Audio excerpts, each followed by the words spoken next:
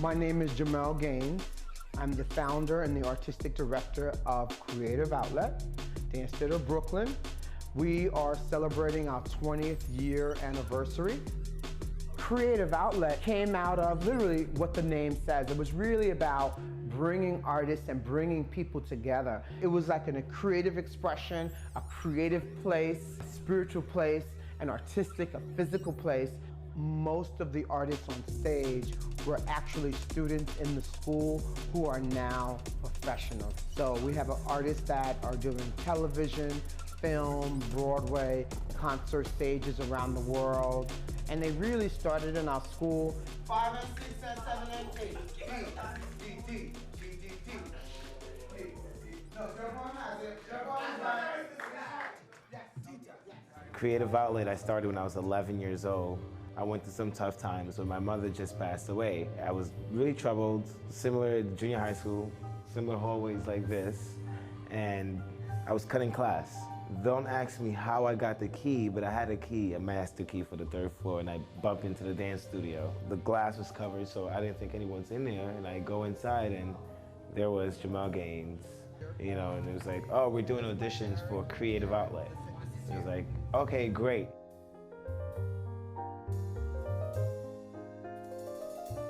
At first, it was a joke, but my body was actually expressing something. I was feeling something. So I kept coming. I kept coming to the rehearsal every Friday.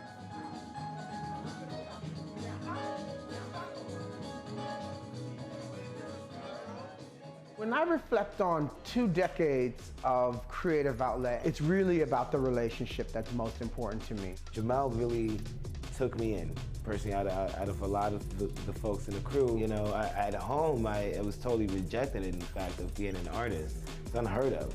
It's either I was supposed to be a cop, join the army, or go into the medical field, or something that I was not able to exercise who I am.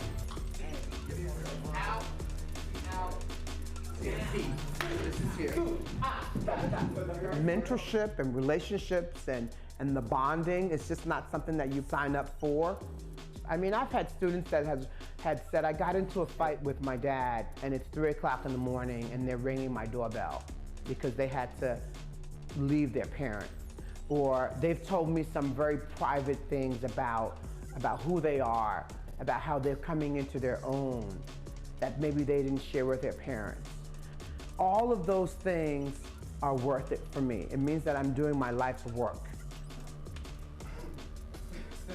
So you're there. So gentlemen go off stage. Yeah. You're looking at 20 years of your life that you've been really a part of in cultivating people who are now amazing artists. Jamel also helped me get into SUNY Purchase. And after SUNY Purchase, I got my first job and started working with Bilty Jones and doing Fella on Broadway. And from there, I became dance captain, helped create the show. The company, when they go out and they do projects all over the world, they meet people and their friends will say, where are you from? You're talented, you're gifted, you're beautiful. And they say, well, I'm from this company in Brooklyn. Well, some people may not have heard of the company, but they see the talent and they see the result. And a 3 and a 4. And 3 and 4. And 3 and 4. And 3 and 4. And 3 and back and back. You know, it's important that professional artists work in the community. How could we take artists that possibly may not have had a chance to get into Juilliard or Performing Arts High School or the Alvin Ailey Company or television or film or Broadway? How could we cultivate that talent and have those young people dream? This art form could really be used as a platform and a vehicle to help move this person's life to the next level. The arts are not about your child becoming a dancer or a singer, or it's about what it offers them. It is so much better having your child focused on the arts and something positive. yes, this is a community. You know, we call it creative outlet. You know, there's so many different things. People do so many different things here, but yeah, we're family. Not bloodline family, but we're family. I mean, I've lost both my parents, but I definitely have parents here. Jamel, I want to thank you for staying present in my life, and I love you.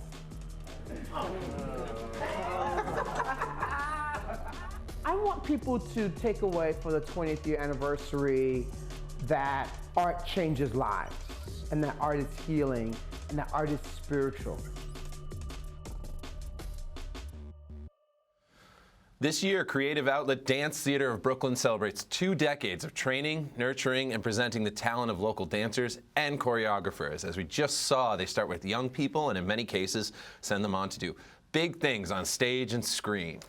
Is evident. Well, here to tell us about their new mixed media stage performance. It's called Remembering, and it's time to mark Black History Month. As a matter of fact, it's Creative Outlet's founder and creative director, Mr. Jamel Gaines. Welcome back to BK Live. Good morning. Sir. Thank you for having me back. And along with the creative director founder here, we're also happy to welcome Abote Waters. He's one of the company's dancers. Welcome. Thank you. It's a pleasure to be here. So 20 years in Brooklyn, is that correct? Yes, that's We're correct. shaking 20 hands. years.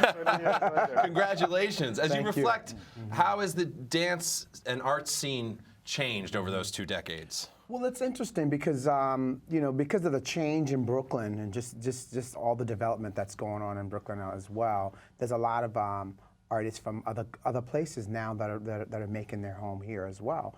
So we actually there are a couple of different coalitions where we get together and we may talk about the changes and talk about how we could help each other and influence each other and resources and so forth and so on. So I think what has changed is the relationships have changed because more people have moved to Brooklyn. So, Abote, how'd you find your way to creative? I'm joking. How'd you find your way to the Creative Outlet? Wow, this is a bit of a funny story. So I come from St. Paul Community Baptist Church in East New York. And at the time, I know, not yet, but at the time, Jamel is he's always been the artistic director there in terms of dancing, you know, any productions that take place. And in being that it's Black History Month, ironically, there's the Ma'afa, and that basically is a presentation on the middle passage through the church, but it uses, obviously, the power of the arts.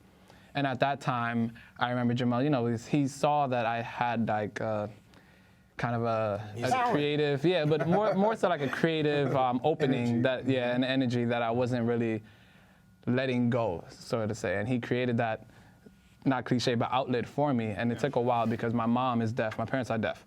And my mom was trying to find the right program for her son, being that she is deaf, who's gonna have patience to deal with her.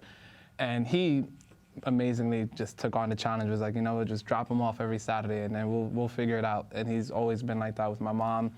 He's tried to learn the sign language. He's done everything in his power to make sure. You know, see, there it goes.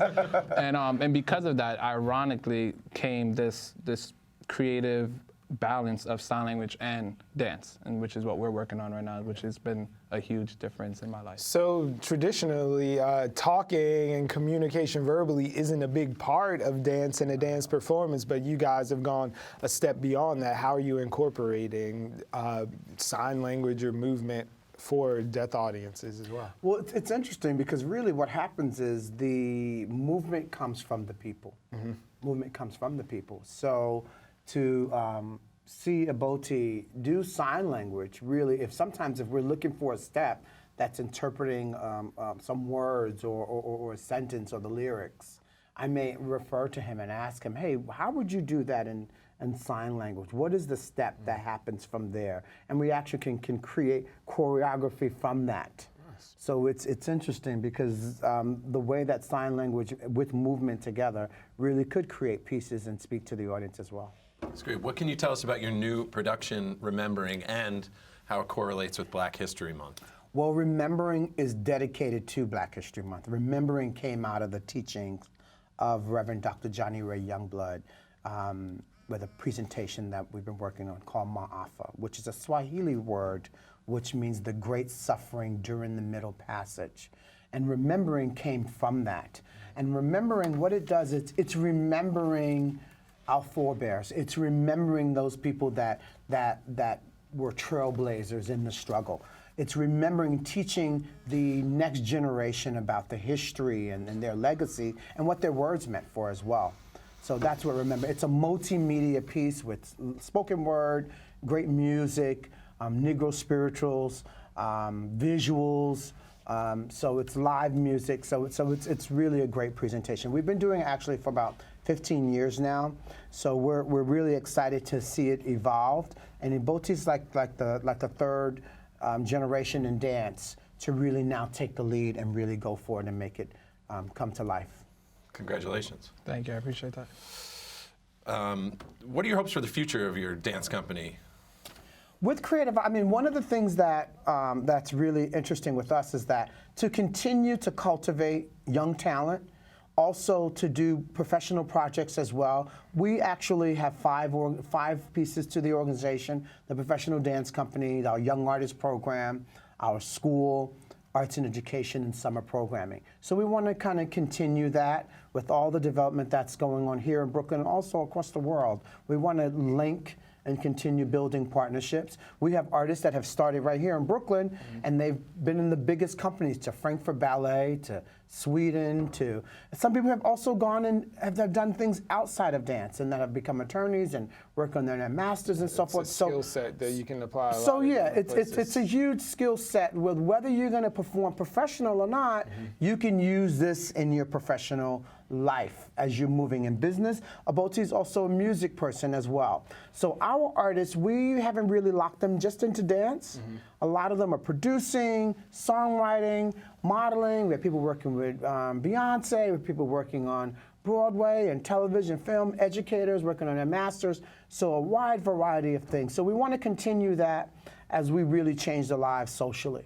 Very cool. So, Bote, the final question for you. We're in our last 40 seconds. So I wondered if this made Black History Month more relevant for you participating in the project, and if young people you think are still with it, if it's if Black History Month is a thing that's still relevant. I say always, man. You know, the thing about it is the reason Remembering did come along is because when we did go to look for a production to say like, hey, let's show the kids of Brooklyn what Black history is, we couldn't find that. And I think that's the key reason why Remembering was made, and that's why I continue to do it, because I know this is the reason I was able to learn what my history is, and I want to be able to let the other kids of Brooklyn, I want them to be able to tell their parents and their generation and then their kids, and it'll continue to grow. Phenomenal. So, Doctor, can we put this up? Remembering is going to take place Wednesday, February 10th, 11th, and 12th. Tickets are cheap. You can get out and see it. What's the website, Jamel? It's creativeoutlet.org, and also Mount Pisgah Baptist Church as well. Okay. Yep, we have a huge partnership with them as well. So look for Remembering, look for Ma'afa, go to my website, and go to the church's website. Right. Thank you both very much. Thank you, guys. Thank you for having us. Thank you. Appreciate that.